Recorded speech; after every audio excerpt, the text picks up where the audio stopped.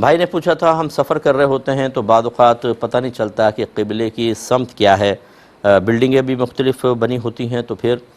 دیکھیں ایک تو یہ ڈیوائسز ماشاءاللہ آج کل ایسی آ گئی ہیں جہاں پر بھی جائیں آپ ڈیوائس رکھ کر قبلے کی سمت کا تعین کر سکتے ہیں۔ فرض کر لیں ڈیوائس نہیں ہے آپ کے پاس تو پھر آپ کو ظاہری علامات دیکھنی ہوں گی، کوئی مسجد ہے اور اس کا اندر محراب بنی ہوئی ہے یا لوگ وہاں موجود ہیں تو لازم ہے ان سے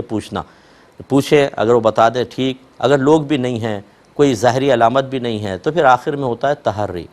تحری کا مطلب ہوتا ہے دل سے گواہی طلب کرنا،